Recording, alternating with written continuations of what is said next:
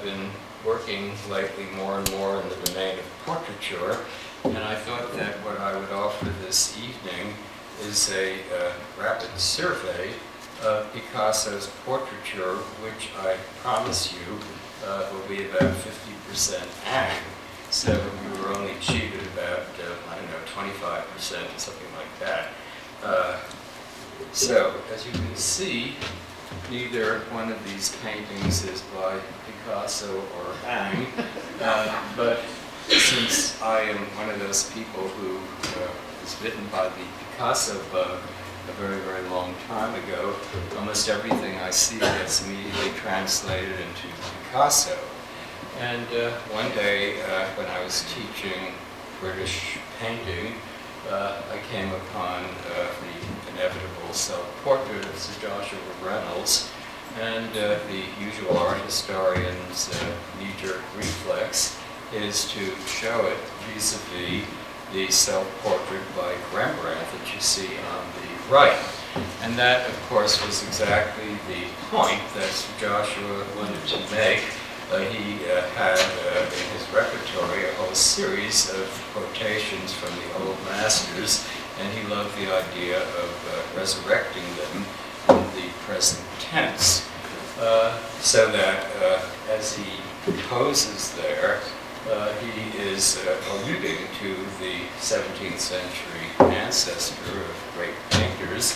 And not only that, if you look at the bust on the right behind him, this is a reference to Michelangelo, that sculptor by Daniele de Volterra used to be thought to be of Michelangelo. I don't think they think that any longer, but in any case, Sir Joshua Reynolds thought that. And it occurred to me that what he was doing in the 1770s and 80s was a kind of preview of what Ang was doing all through his long career.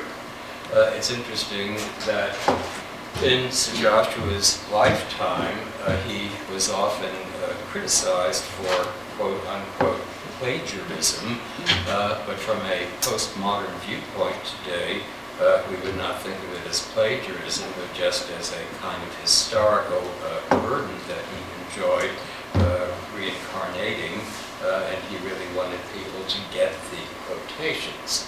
At any rate, I just show you on the right a very malicious satire of Sir Joshua Reynolds as a conjurer, and you see all of the old master prints on the left, each one of which he devoured, Sir Joshua, in terms of his own figural compositions, illusions, and so on.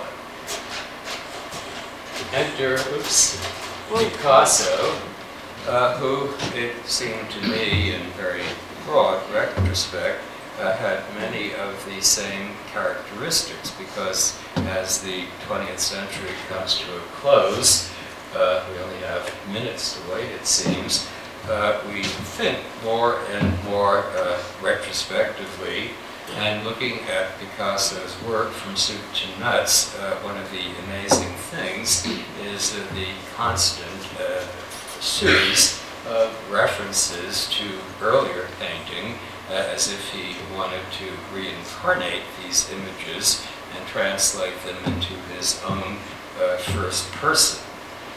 Here, just by way of beginning, is the famous self-portrait by Picasso of 1906. And it's interesting to note, as an historical fact, that this is the year of Cézanne's death, and the year in which Cézanne had a great retrospective, so he was on everybody's mind.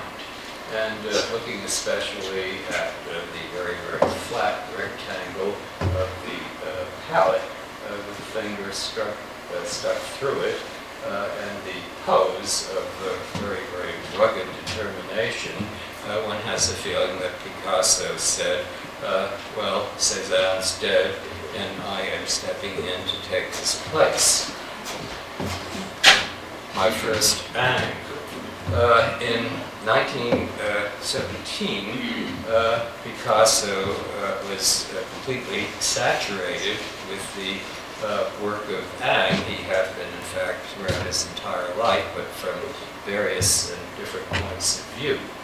And one of the most extraordinary examples of his, what can one say, devouring the image and the persona of another artist is in this little drawing in which he seems virtually to have transformed himself into the handsome young Ang, as visible in a series of early self-portraits with variations that he did around 1805-6.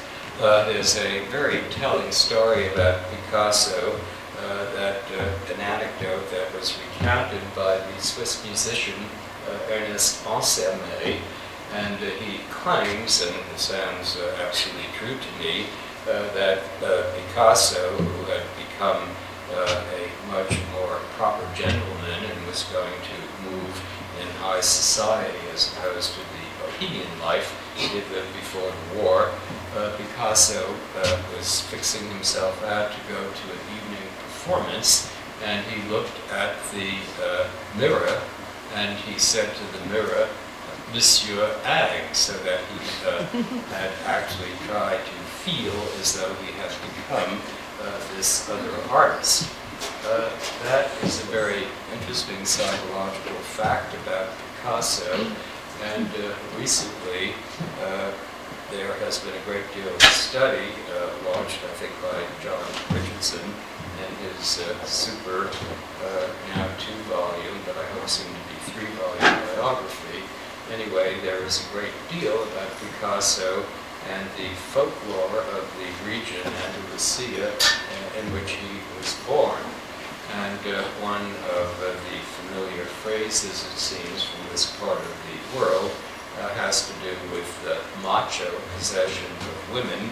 There's a phrase in Spanish, la mirada fuerte, which means the piercing, the strong, the penetrating gaze. And it's quite fascinating to see that that gaze is apparent not only in the self-portrait, but it is apparent even more startlingly in the related drawing that Picasso made, almost like a hypnotist, of his eyes alone. If one looks in the history of modern art, or any art, for such a portrait, well, the only other example I can think of, but I'm sure there are others, but the most conspicuous one by a great artist is the pair of self-portraits by Mondrian that you have there, one full face and one just the staring eyes. But for Mondrian, this was probably a vehicle, eyes the windows of the soul, a vehicle to move into mysterious spiritual times. He had become a member of the wacky Theosophical Society, and this is the penetrating stare of somebody who wants to dissolve the world, not to possess it in a very material and frequently very carnal way, which was the case with Picasso. Oops.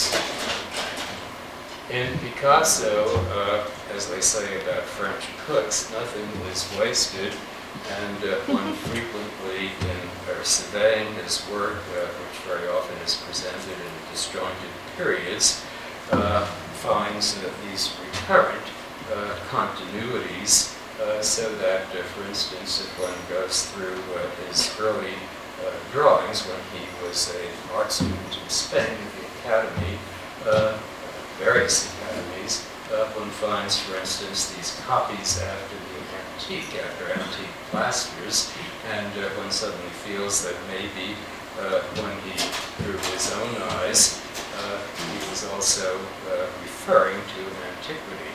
We'll see another example of that shortly.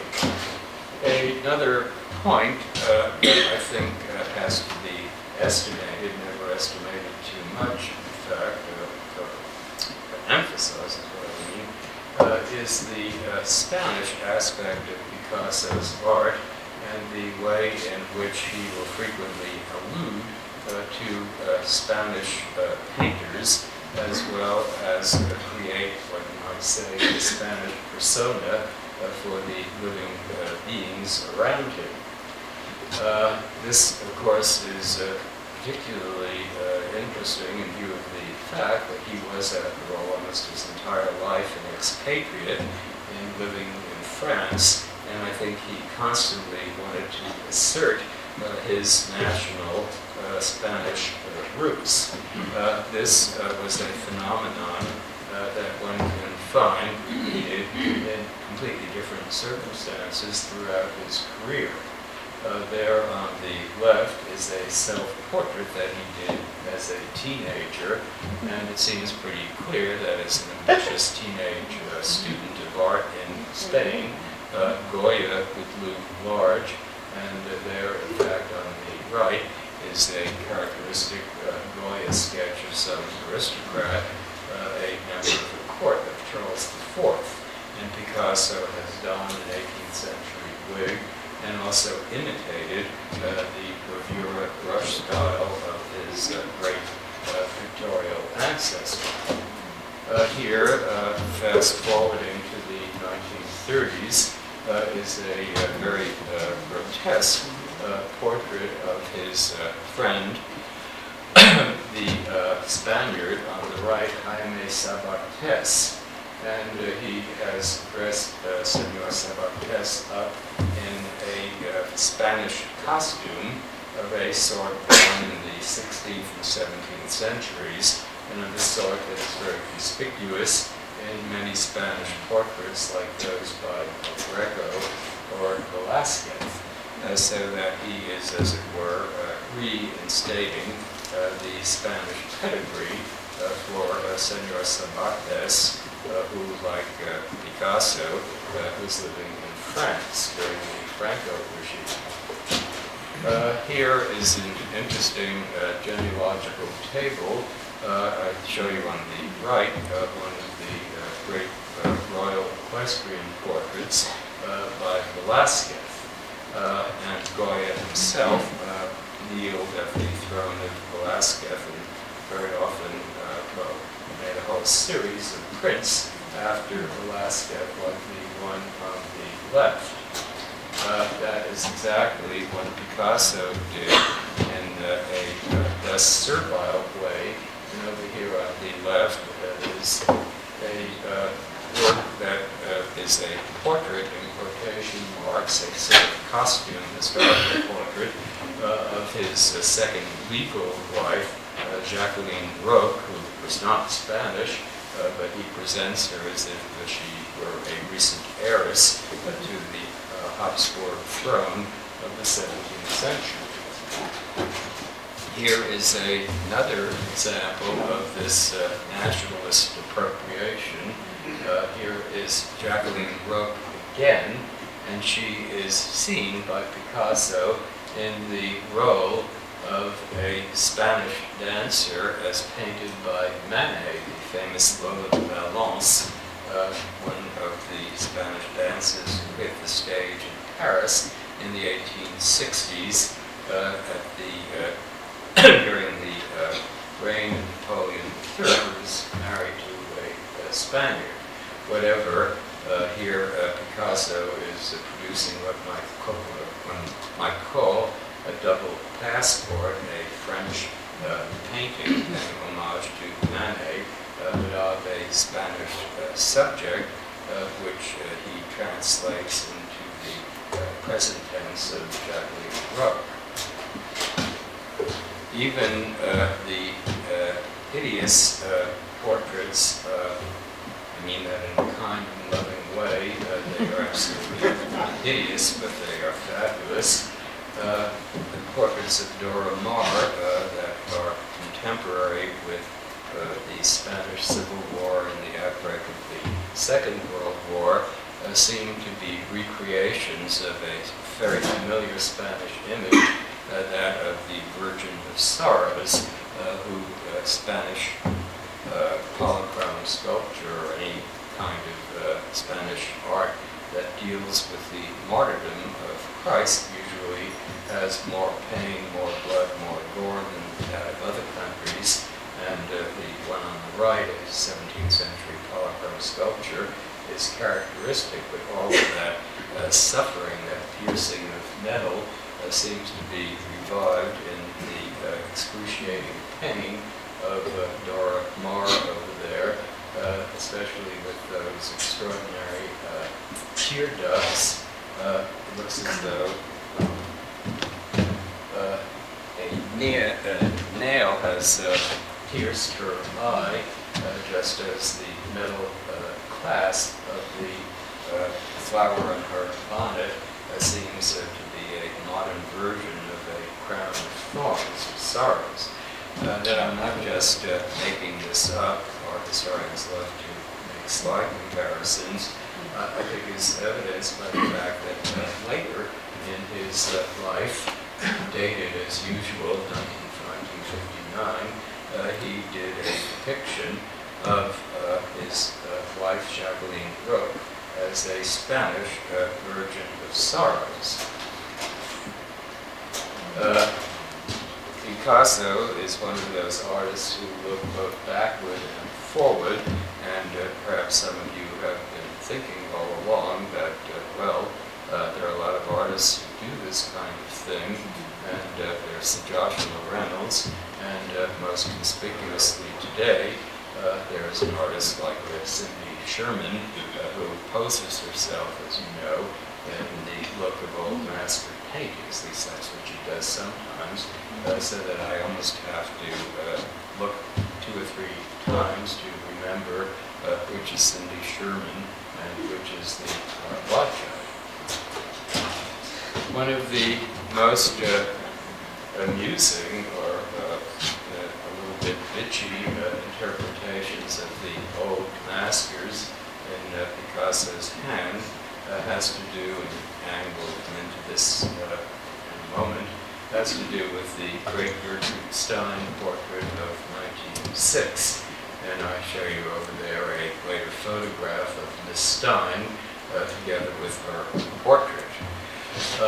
When Picasso painted this in 1906, as you know, probably he had a great deal of trouble with the face and so on. But interesting as well is the fact that, as has frequently been noted, the tonality, this old master brown, the posture, the extraordinary bulk of Gertrude Stein is very like the most famous of Ingres portraits, or one of them, which you can now see at the Met, that of Monsieur Bertin. And I think that the sense of the appropriateness of Gertrude Stein to this portrait had to do with many things. She was a tough cookie. She was huge in bulk, and also there is, as we say in the late 20th century, a kind of gender bender joke here. Picasso, like everybody else in Paris, was very well aware of her sexual persuasion, and he represented her really more in the role of a man, particularly obtrusive in 1906, when women were much more delicate and much more elaborate clothing. Anyway, he seemed to use this quotation in, among other ways, a jokey allusion to her being a lesbian. He was not the only one. The French-Swiss artist Félix Valentin in 1907 also did a portrait of Gertrude Stein, in which she seems to be Monsieur Bertin reincarnated, especially the hands. Enter another woman, this time his first legal wife, the Russian dancer Olga Koklova, whom you see on the right in this very chic upscale photograph of Picasso and his new wife, something very, very different from the down and out slums, drugs, whores, and so on, which characterized his early years in Barcelona and Paris. She was Russian, but Picasso characteristically turned her into a Spaniard by adorning her with a mantilla, so he thought, at least in fantasy, that he had a half-Spanish wife. And it would seem from the evidence of the portraits of her, other portraits, as well as from the characteristic way in which he fused life and art, that she made him think. I'm sorry she has the hat on, but you'll see her without a hat in a moment. She made him think of one of the most famous of Ingres' portraits, that of Madame de Beausset, whom you see here on the left. Here, in fact, is a studio set up of Olga, in which she seems to be posing as the Ingres portrait of Madame de Beausset. Notice the extraordinary clarity of the oval of her face and the part in her hair. It almost seems scary, as if Madame de Beausset had risen from the grave. Here is the whole portrait, and it was this fancy style of Ingres that seems to have inspired the clothing, the posture, and the fan that she's holding, like Madame de Beausset's, which ended up as the painting you see on the right, in which there was almost this creepy sense that Madame de Beausset has somehow been revived or resurrected by the endless magician Picasso. Ingres, in fact, figures particularly large in Picasso's work in the late teens and early 20s, and very frequently informal portraits of Olga, drawings and the like, seem to reflect famous Ingres portraits like the one on the right of Madame de Saint-Exupéry, and that same expression of a kind of gloom, introspection, the crossing of the hands. All of this seems to be a memory of the Louvre painting. Here is another casual drawing that seems to bow in a jokey way to the icon of Madame Moitessier, which I must say looks particularly fabulous in its installation at the Met. You see it down a whole enfilade of rooms. Anyway, he seems to have taken a look at Olga as she was resting, maybe after going to the beach or taking a shower or bath, and she's in a peignoir, and she's got her bare feet up on some kind of cushion. What can be more informal, a kind of Polaroid snapshot of at-home life. But in the contours of her bare neck and shoulders, and especially the line of the dress, as in the peignoir there, he seems really to have taken a swipe at Madame Moitessier, transforming her haughty grandeur into this mix of something that is almost stiff and magical in terms of the fixity of the head and the utter personal casualness of the feet in the foreground.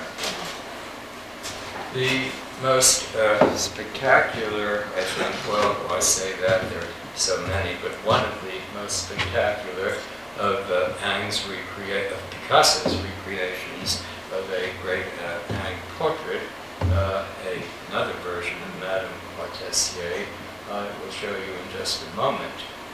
Enter another one of the women in his life, Marie-Thérèse Voltaire, very instantly recognizable by her very smooth and plump features and body, and by the shock of straight blonde hair that turns up so frequently in paintings of the 1930s. the portrait of 1932 on the left of Marie-Thérèse Voltaire is clearly based upon the great Ang, that's the same lady you just saw, 5 years later in London in the National Gallery. And once again, this image of the Second Empire propriety and grandeur has been the trigger for Picasso's recreation of his then mistress as somebody who was almost as Sphinx-like as the woman in the Ang. Interestingly, the reflection in the mirror, let's go back to this, which in the Ang is a profile of the sitter, has been magically transformed in the mirror image in Picasso's painting of 1932. For one thing, the profile seems to be a pure classical profile, a kind of image of an ideal beauty that is a symbol that turns up constantly in Picasso's work. And it occurred to me that in this drawing that he made as an art student, this is a particularly good place, I guess, to talk about art students' drawings after the old masters of antiquity. The techniques of presenting this perfect profile that happens to be the Venus de Milo, and then shading the background more roughly as a kind of contrast to the clarity of the silhouette. This is a Picasso drawing, and it seems to be revived in this image in the mirror that transforms the sitter into something remote. Interesting, too, is the fact that, as Picasso scholars have often suggested, and seems very persuasive, there is a frequent representation of Picasso of his own persona as a classical profile or as a mysterious silhouette. In recent years, we have learned that Picasso was really a fantastic photographer, as if he didn't have enough credentials already, and there have been quite a few exhibitions of photographs that have been unearthed and put in order and studied. Anyway, one of the most amazing of the self-portraits that he did were those of the late 1920s, in which he photographed his own shadow silhouette, something that enforces the reading of these disembodied silhouettes in so many of his works as a mark, a symbol of the artist's presence. He was, as many people have observed who study Picasso in more psychological terms, something of a voyeur, and the mix of the antique and the artist's own persona on the left is something that in fact suggests the presence of the painter stealthily hiding in the mirror, if you will, or in the frame, while the sitter, his mistress, seems to be unaware that she is not alone. That is, in fact, a psychological setup that occurs frequently in his work. He is always looking at things. Leo Steinberg has written with particular eloquence about this aspect of his art. And here are two early examples of it in the drawing on the right. That is his girlfriend, Fernande, looking at herself, what she thinks is alone, in a mirror, but there is some young man who has been looking at her all the while from the other side of the screen. Here is another rather entertaining example of Picasso watching, looking at some object of desire. This is a joke on the famous Gauguin Spirit of the Dead watching. She has been transported from Tahiti to some contemporary brothel in Paris, and there Picasso becomes the evil spirit of the dead who looks over her, but in this case actually dares to touch her, although she seems to be almost unaware of her presence, his presence. Here, by the way, is another example from a different moment, the 1920s, in which we have a classicizing figure, which, alas, I forgot to bring in the slide, is the spitting image of a representation of Augustus Caesar by Ingres. This is a very literal lifting of a posture and profile in a famous Ingres painting.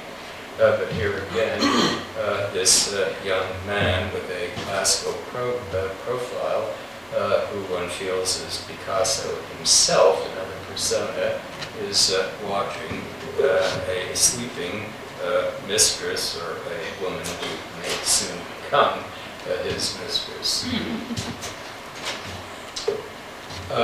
I wanted to show you as well a couple of these art historical transformations in the context of some of the portraits of Fernand. That was Fernand Olivier in this one. And there she is more recognizably in the portrait of her on the left, where she wears a kerchief around her head. There's a photograph of them carrying with their dogs. Picasso, like me, was a great dog lover, and he had endless sequence of dogs, and he took them everywhere, as you can see here.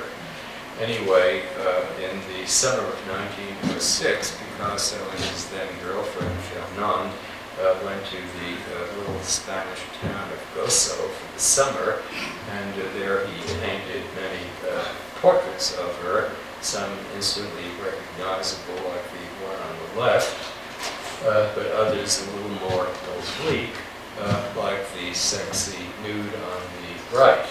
But it's interesting that although she is stark naked, she's not quite that, because he has put the attribute of her kerchief around her head. She seems to have worn this almost all the time.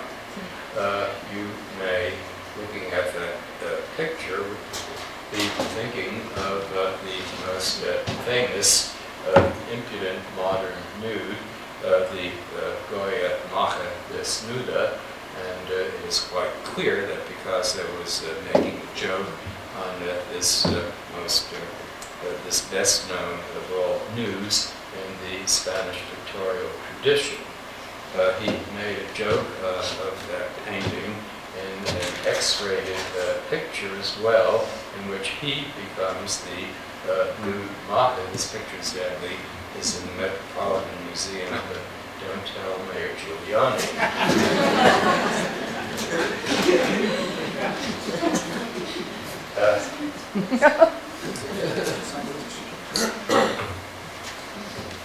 He was particularly aware of Ingres in the years following 1905, the year in which Ingres had a great retrospective in Paris, so he was very topical, and in studying, as I often have, the dialogue between Picasso and Ingres, it seems that it is really in that year, 1905, that his passion for the artist takes root. At any rate, here is another picture done during the Gozo sojourn in the summer of 1906, and this, it seems to me, is a kind of poor man's version of the excess of flesh and luxury that you have in the Van Turk, a picture, the Turkish bath, that he very often borrowed from individual figures as well as the whole idea. One of the things that's particularly, I think, telling about this recreation of it, and all of these figures seem to be modeled after his girlfriend. She was the only one available, at least the four. You have the four nudes, and then there's a madam crouching in the background, and this very strange male figure who has another case of gender bending, who has usurped the role of the female in the extreme right female nude, but one with strangely small genitals that seem to have been compensated for by what he is holding in his hand, which is a Spanish drinking vessel, a Puron. But that, as they say, I digress. What I was talking about to begin with was the spatial structure of this room, which, as you see, is completely wacky in terms of traditional perspective. But that is exactly what happens in the Ang Turkish bath. So that when you get to the extreme upper right of the Ang painting, it looks as though it's a completely flat wall, but in fact it is it's two walls that are joining at a 90-degree angle, which is the same implication here. And the floor here tilts out and tilts up at an equally impossible angle. Look at the floor in the Ang. So I think, especially on the brink of Cubism, he was very excited by the totally irrational spaces of Ang. It's particularly irrational when he is presumably projecting a one-point perspective system which goes completely haywire.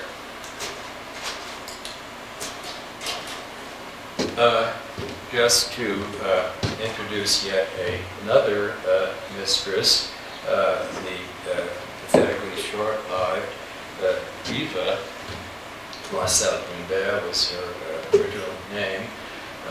There's a photograph of her, very rare and blurry, but at least at one point in his life then, in 1914, he was working on an artist in his studio type of picture, very familiar theme that would turn up often in his work.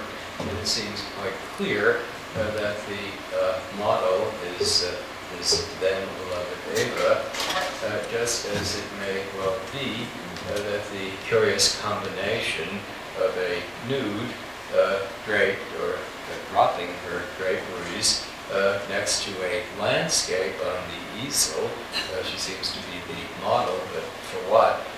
This is something that seems to bear an analogy with the very famous Courbet studio of 1855, i.e. Picasso again and again was comparing himself to the old masters, and there are many later allusions to Courbet.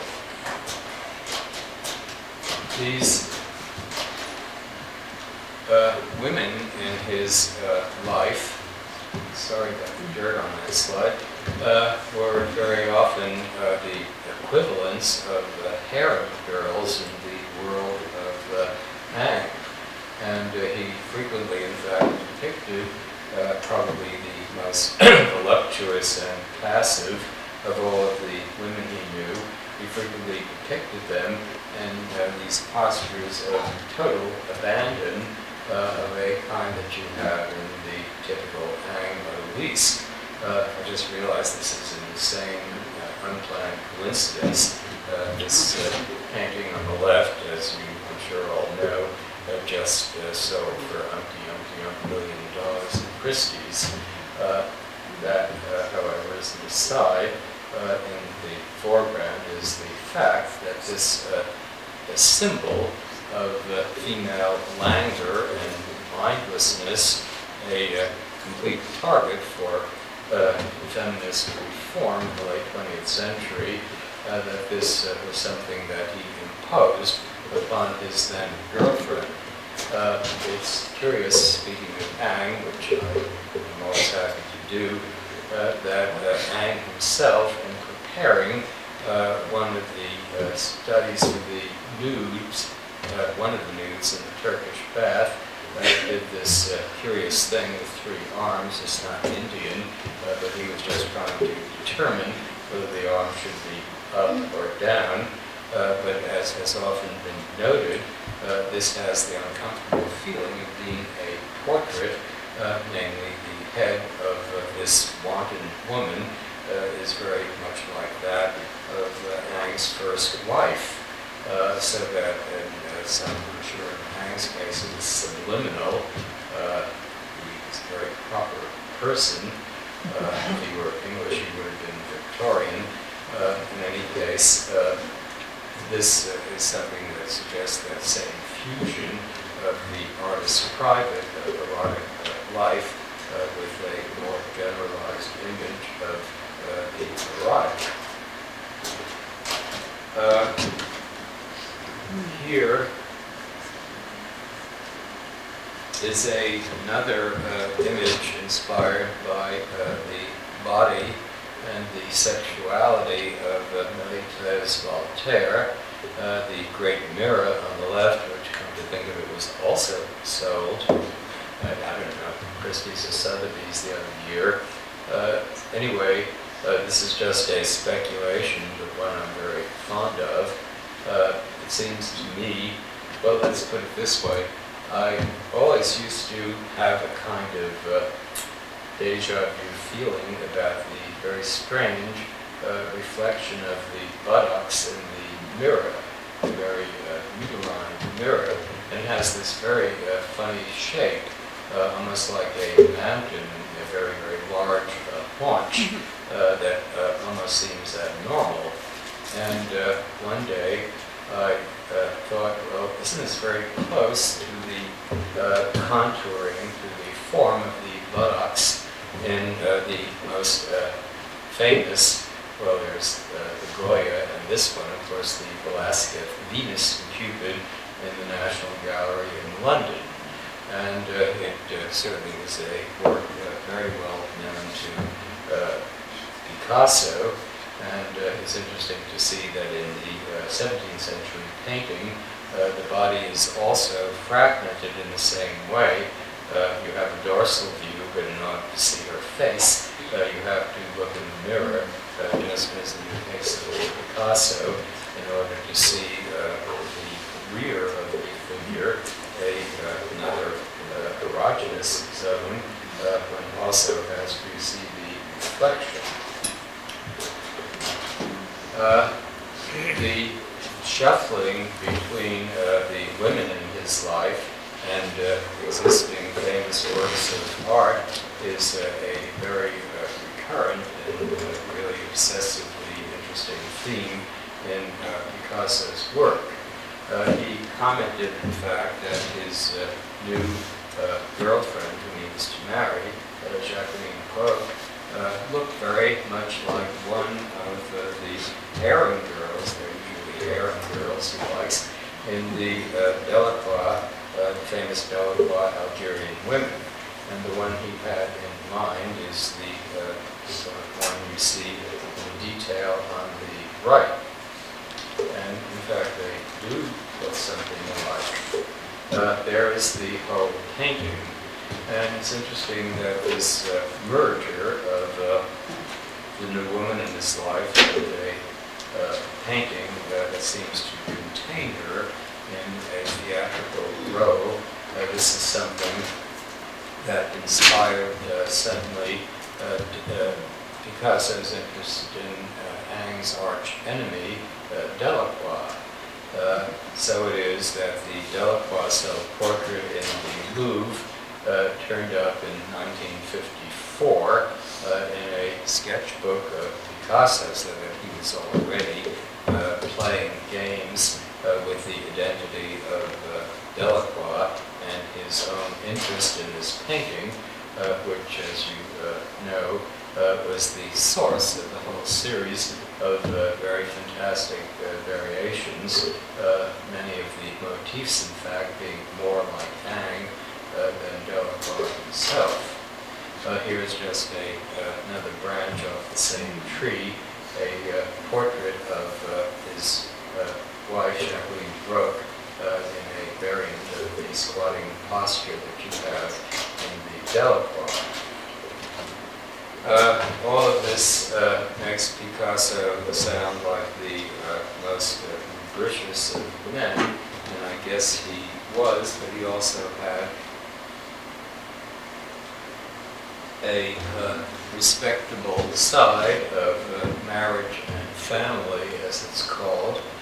And there are many images that respond to his own new role as a father, as a husband, an experience that seems often in his work to demand a throwback to old master visions of similar things.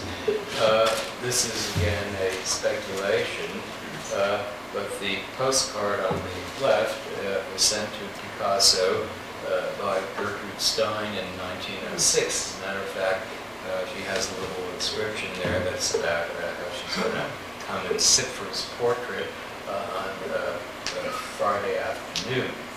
At any rate, the image on the postcard she sent him, is in the Picasso Museum, is a very famous painting by Holbein that represents his wife and two children. And this is again just a speculation. In the same year, 1906, after that date of the postcard, Picasso made this rather crude, forceful image of a family trio in which he seems, as always, to be the dominant figure. In fact, the child looks like a baby Picasso, but the triad of the figures here is something that may or may not have been inspired by the Holbein, just whistling in the dark. But there's no question about this family image. Picasso, in fact, after he was married to Olga, used that photograph of none other than the most French of the French, Napoleon III, together with his Spanish wife and his son. There they were images of old-fashioned 19th century propriety, and Picasso apparently was interested enough, and this was in sync with his own elevation to a less bohemian role in the world. Picasso did a free version of of Napoleon III, actually even using the French tricolor, red, yellow, white, and blue, to underline their nationality. Picasso is an extraordinary chameleon, which I guess some people would think was dishonorable, but I find it riveting. And one of the most remarkable personae that he took on at a certain point in his career was that of a high society painter, and the painter that he was particularly interested in was the Italian cosmopolitan portraitist Giovanni Boldini, whose mannerisms are instantly recognizable. I'm showing you here a painting, a local one by him at the Met, the Duchess of Marlborough and her son. And as you can see, he specializes in very, very long necks and tapered fingers, longer one might say, even than Ang's.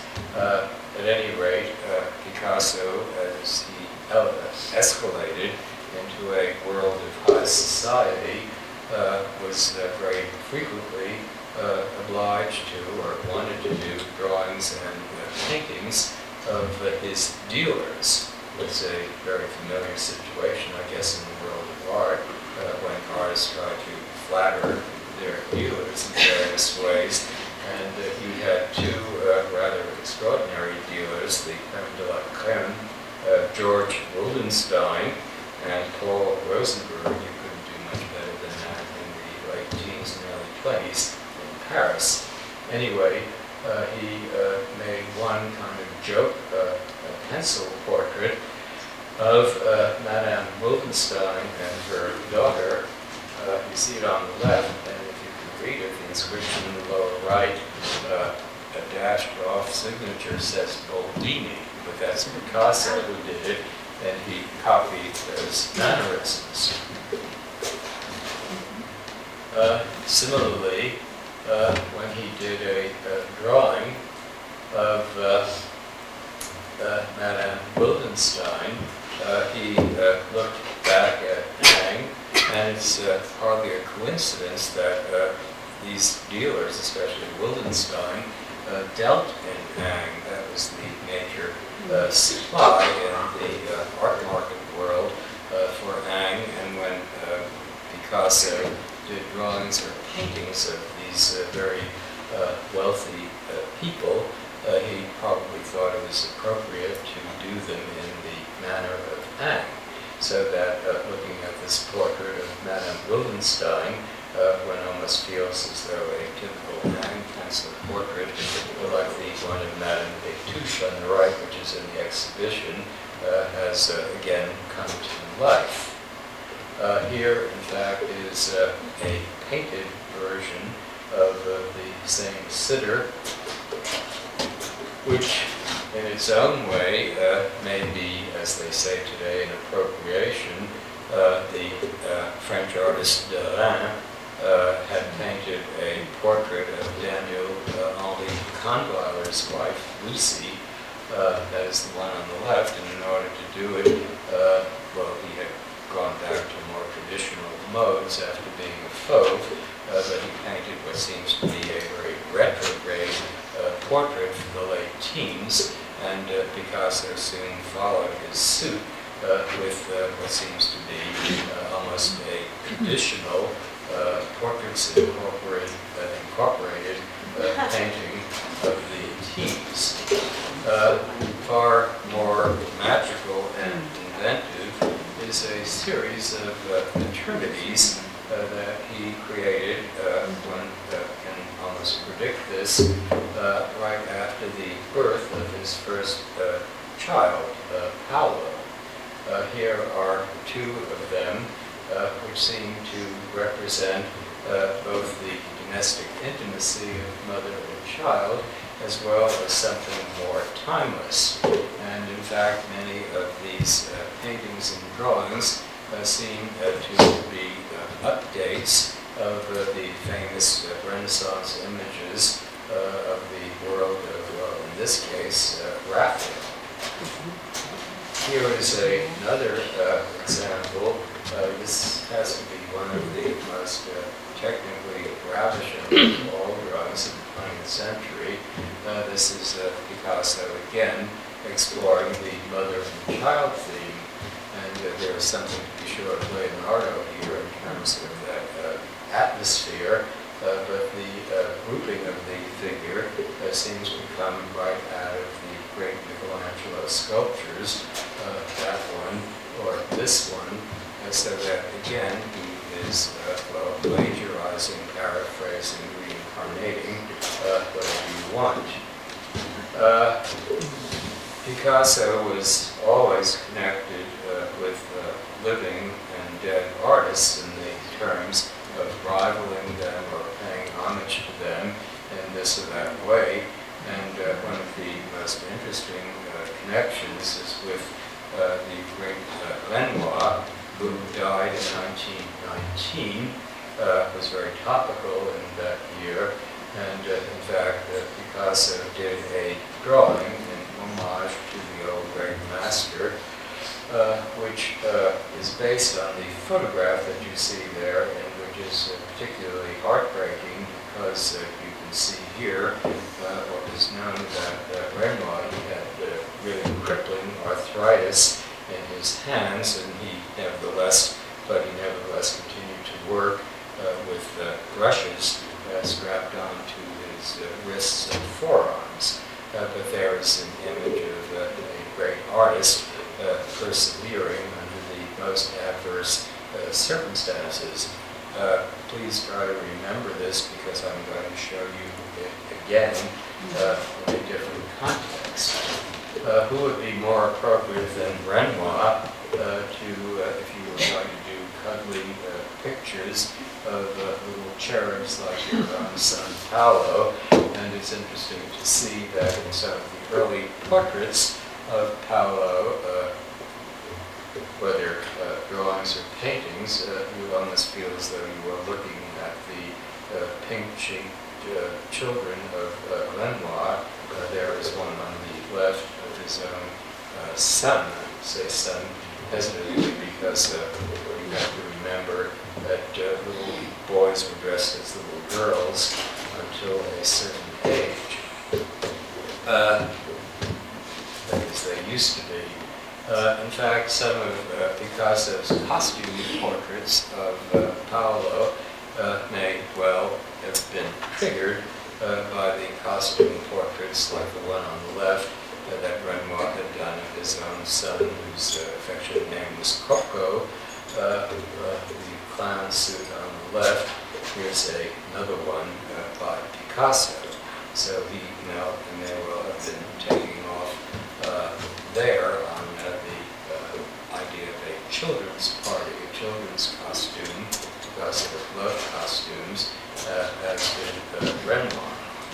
One of the most remarkable of the children's portraits in Picasso's repertory is the portrait of Maya, the child of his union with Marie-Thérèse Voltaire, whose face, one might add, always seems to be present in the blonde hair, and in the profile, doesn't look so much like a little girl, it looks like its mother. Anyway, if you were going to paint a portrait of a child who was, let's say, 3 or 4 at the time, what better could you do than paint it in a childlike manner? And Picasso, in fact, has painted a lot of it with sort of kindergarten colors: red, yellow, blue, hoops for shoes, and a very voracious childlike clutching of a toy boat. Something of this charming simplicity and crudeness may well have been a response to the so-called primitive artist Henri Rousseau, who loomed large in Picasso's early life, and of whom Picasso owned 2 paintings, not this one, but in any case this is a typical Rousseau child's portrait. But there is also, in terms of the grandeur, the formality of the pose here, something of a Velázquez Infanta, as suggested like that. The kind of Infanta later Picasso, when he did his own series on the Velázquez Las Meninas, recreated in a manner that again seems to be both childlike and Velázquez-like. One of the most curious of these children's portraits, that of, in this case, Maya, is the enigmatic one on the left, which at one point in the Picasso literature was thought to be the portrait of a young boy in a sailor suit, and especially since he signed the French sailor's cap Picasso. But it seems, in fact, that this is very clearly a portrait of his daughter Maya. Once again, little girls would dress up in sailor suits. That was part of the children's costume repertory. And there she is And in fact, it's been suggested, you can take it or leave it, that the vaginal orifices on the log, or is it a cannon she's sitting on, it looks like both, but this piece of a tree trunk on the right are jokes on female sex of a sort that Picasso loved and made throughout his life. I have a little theory about the painting on the left, the portrait, which may be wacky, but I offer it here, and that is that it concerns Picasso's ongoing rivalry with with Matisse, and in 1906-07,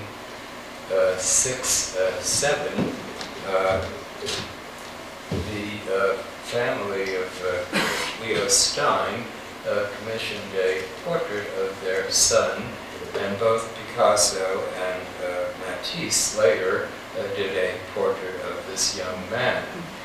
This is Picasso's portrait, which is really, for Picasso, pretty pedestrian. And here is Matisse's portrait, which offers us this rather extraordinary, if not unique, attribute of representing the child sitter, though he's more grown up than Maya, with a butterfly net. That butterfly net's never been explained, but it seems to me that it may well have something to do with this, just as the great Matisses of 1906-07, like the sailor over there, may be one of the allusions that Picasso makes in this portrait. Here is just one more example before I get to my concluding section, portraits of Paloma and Claude. On the right, he did many of them, but it always seemed to me that they might have been picked up from the portraits of Prudence, two children in the famous Courbet in Paris. My last remarks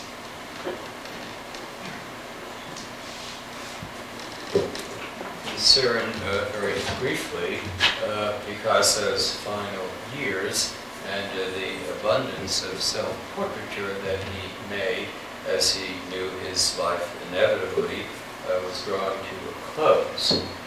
One of the artists he most frequently invoked in many of these late portraits was Rembrandt, who of course was the very paragon of self-portraiture, and the techniques that Rembrandt used, a kind of wash in his drawing, or a heavy brown gold chiaroscuro in his paintings, very often turn up, as we'll see in Picasso's work, as in the self-portrait on the left, which seems almost to be a kind of charade of an old master artist with a floppy hat.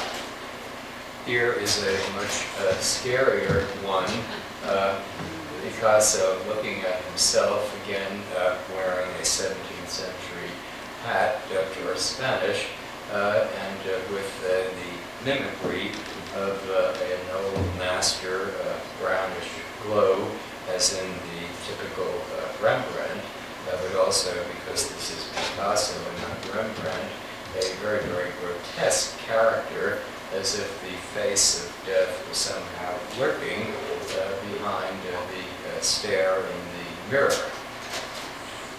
I mentioned Renoir before, and this again is a speculation, but this is another one of these strange late self-portraits, and it occurred to me, take it or leave it, that the curiously stunted hands here, especially the one on the right, that almost looks like the hand of an amputee, may be some memory of the painfully useless hands in the image of the aged Renoir on the right that he took photograph.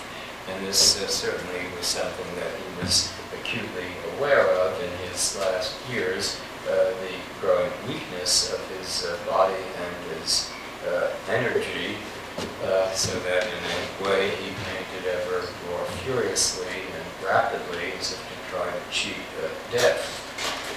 Death, however, was ubiquitous in these very, very late images, and this is a pair of among the most spine-chilling portraits, self-portraits that he did in the very months before his actual death. In late 1972, these were done. The idea of a self-portrait with the ominous presence of death was not exactly a new one. It was a very common theme in the late 19th and early 20th centuries. There's one by the Swiss artist Rothko. Here is a more matter-of-fact one by the German Lovis Corinth in his Berlin studio, comparing himself as in a double portrait with the skeleton.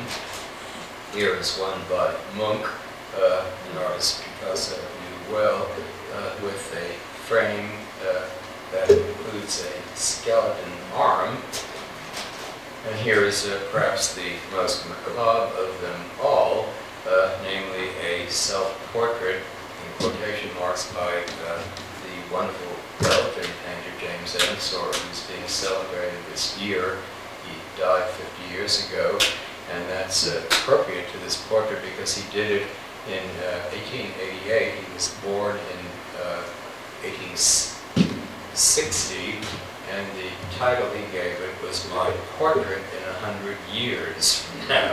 So he predicted what he looked like, and I guess he was right. In the case of the Picasso, however, the image of death is one that seems to be eerily close to his own work, and in particular the shocking death's head that you have on the right, a bronze object that he made during the years of the Second World War, and that he kept on the floor of his studio as literally a memento mori. Here, in any case, is my last pair of slides, and offers you, shall we say, the ultimate appropriation.